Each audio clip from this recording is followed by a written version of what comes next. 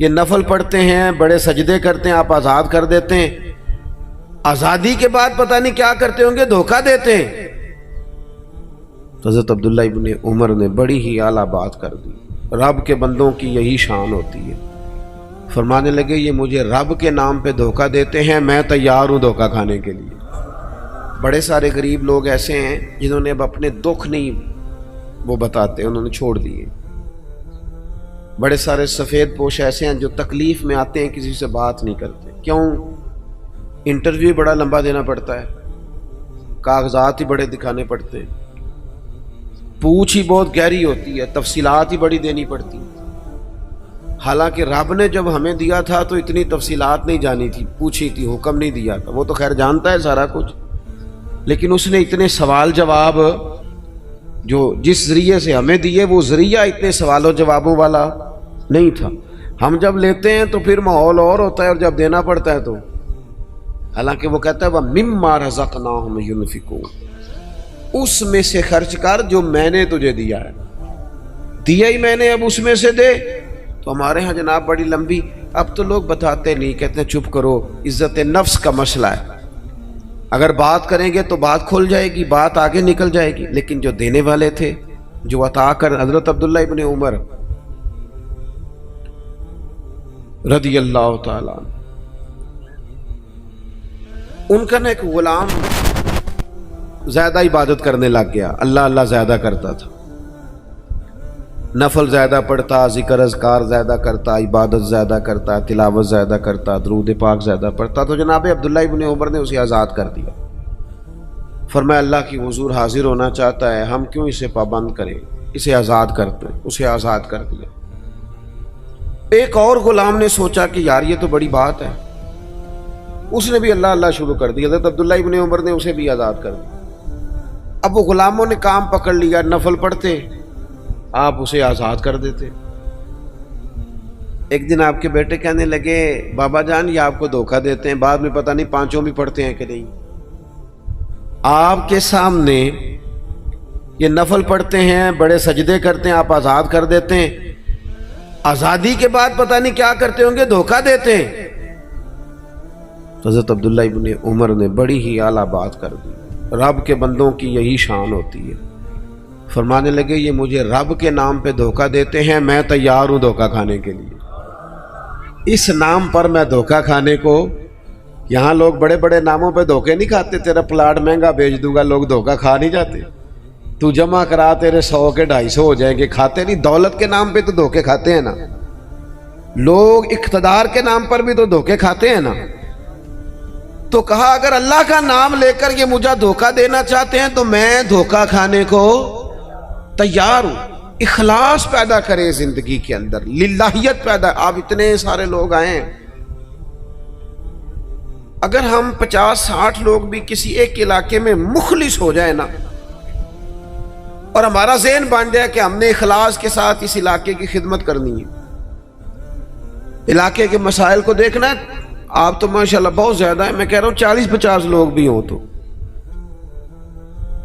وہ گلی سے گزر رہے ہوتے ہیں تو گاڑی جو ہے وہ کسی کھڈے میں لگتا ہے، ٹائر تو اس پہ تبصرہ ہوتا ہے، ساڑھی حکومت کوئی کام نہیں کر دی، ویکو کڈے کھڈے نے، حالانکہ وہ 10 منٹ کا کام ہے، گاڑی سائیڈ پہ کی جائے، ایک دھابڑا ایک کئی اسے پکڑا جائے اور کھڈے کو بند کر دیا جائے۔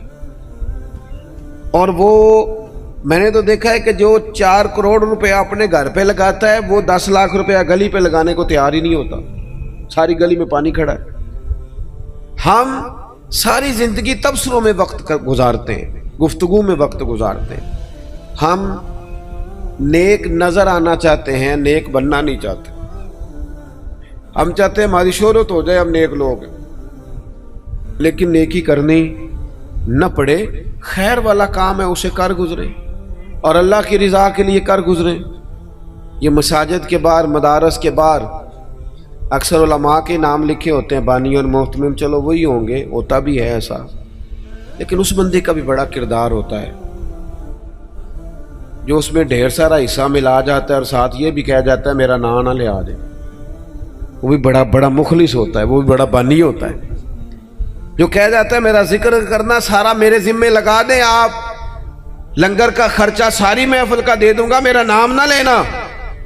اس سے دل ٹھنڈا رہتا ہے، اس سے طبیعت ٹھنڈی رہتی ہے۔ لیکن اگر فون پہلے ہی چل پڑے، میں آ رہا ہوں، میں کیا کر رہا ہوں، اور جناب دیکھنا میں انقلاب برپا کر دوں گا، تو بھئی آپ گرج رہے ہیں، برسنے کی امید ذرا تھوڑی ہے۔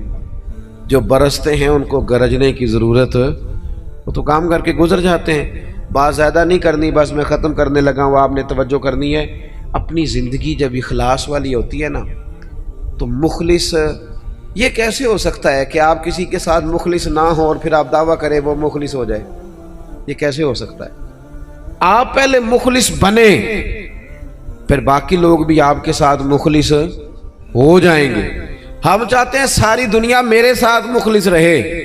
وہ امام غزالی رحمۃ اللہ علیہ سے پوچھا ایک شخص نے کہ مخلص دوست نہیں ملتا، تو فرمانے لگے چل تو ہی مخلص ہو جا، تو ہی مخلص ہو جا۔ ہم یہ چاہتے ہیں میرے ساتھ سارے لوگ سچ بولیں اور میں کسی کے ساتھ بھی سچ، تو یہ ہو نہیں نہ سکتا۔ مجھے ہر دکان سے سودا خالص ملے اور جو میں بیچ رہا ہوں وہ میں خالص، تو بھئی ایسے ہوتا نہیں نا، یہ تو ممکن نہیں نا۔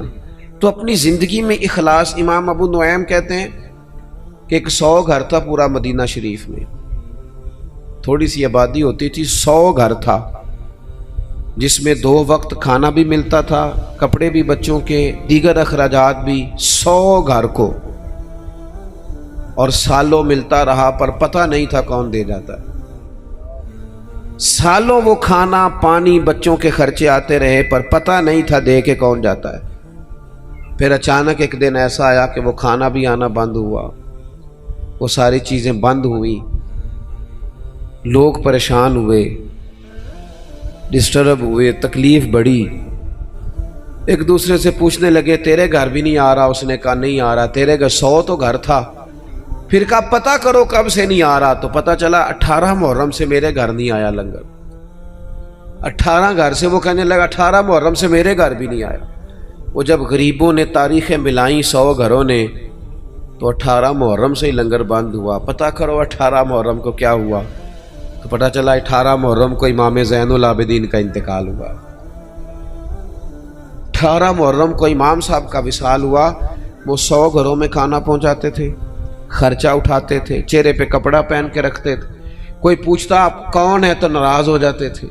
انہوں نے خدمت کی اخلاص سے، لیکن پھر حالت یہ ہو گئی کہ لوگ ان کو جانتے تھے، یاد کرتے تھے، ان کے لیے روتے تھے۔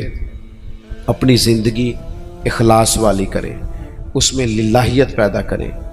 آپ تھوڑا کام کریں لیکن ریاکاری سے، تصنع سے۔ میں تو دیکھتا ہوں، بڑی مہربانی جی بات سنیں، کیا مسئلہ ہو گیا؟ اطمینان سے سارے دوست تشریف، اللہ آپ کو لمبی زندگی صحت والی دے۔ میں تو دیکھتا ہوں لوگ اپنے والدین کو حج پہ بھیج کے لوگوں کو بتاتے ہیں میں نے بھیجا ابا جی کو حج پہ، تو ابا جی آپ کہتے بھائی جان آپ نے بھیجنا تھا۔ اب یہ بتانے کی کوئی ضرورت ہے؟ فلاں کے ساتھ میں نے نیکی کی، بھگی اگر آپ اتنے پریشان تھے تو پھر نہ کرتے۔ یہ چیزیں آزمائش میں ڈال دیتی ہیں، اپنے تکلیف میں آ جاتے ہیں، یار یہ نام لے رہا ہے۔ وہ ہمارے ایک جگہ ختم شریف تھا، تو میں ایک جگہ حاضر ہوا اصالہ ثواب کی تقریب میں، تو وہ کہنے لگے یہ آپ نے جب دعا مانگنی ہے نا ختم شریف پہ، تو یہ بھی بتانا ہے کہ 50,000 روپے ہم نے مسجد میں دیا ہے، اور یہ اتنا اتنا کچھ جو ہے وہ ہم نے اور بھی خدمات کی ہیں، یہ والد صاحب کے لیے نا ذرا بول دیجئے گا۔ تو میں نے انہیں کہا ٹھیک ہے، دعا مانگ دی، میں نے کہا جو پڑھا پڑھایا ہے۔ وہ بعد میں مجھ سے کہنے لگے آپ نے بتایا نہیں۔ میں کہا کنوں دسنا سارے؟ کہنے لگے وہ ذرا، میں نے کہا خدا کے بندے ابا جی کیا دے گئے آپ کو زندگی پوری میں؟ کہنے لگے بڑا کچھ۔ تو میں نے کہا انہوں نے بھی مسجد اعلان کرایا تھا کہ میں بچوں کو زمین دے کے جا رہا ہوں، گھر دے کے جا رہا ہوں، دکان اعلان کرایا تھا؟ کہنے لگے نہیں۔ تو میں نے کہا تو 50,000 دے کے اعلان کراتا پھرتا، کیا مطلب چکر میں پڑ گئے؟ اس سے تو کوفت پیدا ہوتی۔ اپنی زندگی اخلاص والی کرنی ہے، اس میں للہیت پیدا کرنی ہے، اور کوشش کریں کہ عمل ضرور کوئی نہ کوئی کریں۔ 3 باتیں میں نے آپ سے کرنی ہیں آخر میں، اور ان پر آپ نے عمل کرنا ہے، کریں گے انشاءاللہ تعالی۔ ایک تو کچھ نفل نماز گھر میں پڑھا کریں، یہ ضروری ہے گھر کے ماحول کو درست رکھنے کے لیے۔ 10 نفل، 8 نفل، 6 نفل، کچھ نہ کچھ نفل نماز گھر میں ضرور ادا کریں۔ اس سے گھر میں برکت بھی ہوگی، اور حضور نے فرمایا اپنے گھر کو قبرستان نہ بناؤ، کچھ نماز گھر میں بھی پڑھا کرو۔ دوسرا، کچھ قرآن مجید کی تلاوت گھر میں ضرور کرنی، یہ اپنا ذوق بنائیں۔ بچوں کو بار بار کہنے سے نہ کہ قرآن پڑھو تو وہ کوئی نہیں پڑھتے، آپ کھول لیں انشاءاللہ وہ بھی پڑھیں گے، آپ پڑھیں وہ بھی پڑھیں گے۔ اور تیسری بات یہ کہ گھر میں نہ میرے نبی پاک علیہ السلام کا ذکر ضرور کرے، روز حضور کی سیرت کی کوئی بات سنا دے، کوئی حدیث پاک سنا دے۔ کچھ نہ ہو سکے تو بچوں سے کہیں پتر کوئی نعت شریف تو سنا تھوڑی سی، اپنے بچوں سے۔ اپنے گھر میں ذکر رسول کا مزاج بنائیں، اپنی طبیعت میں حضور کے تذکروں کو پیدا کریں ماحول میں۔ نتیجہ کیا ہوگا؟ اس کا نتیجہ یہ ہوگا کہ ہمارے گھروں میں راحت آئے گی، گھروں میں سکون ہوگا، گھر کے اندر للہیت پیدا ہوگی، گھر کے ماحول میں آپ دیکھیں گے کہ ایک الگ سے خوبصورتی پیدا ہو گئی ہے۔ اپنی زندگی میں بہت سارا اخلاص پیدا کریں، بہت ساری للہیت، کوئی بھی خیر کا کام کریں تو تصنع سے، بناوٹ سے، ریاکاری سے اپنے آپ کو بچائیں۔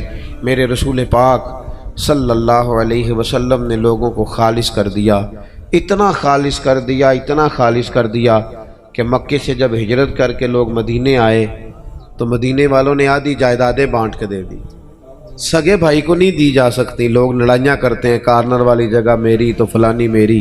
انہوں نے کیوں دے دی؟ وہ مخلص بڑے تھے، ان میں للہیت، اور انہیں دے کے تکلیف کوئی نہیں ہوئی، انہیں دے کے راحت ہوئی، انہیں سکون ملا، ان کے دل ٹھنڈے ہوئے۔ کیوں؟ کہ وہ مخلص تھے۔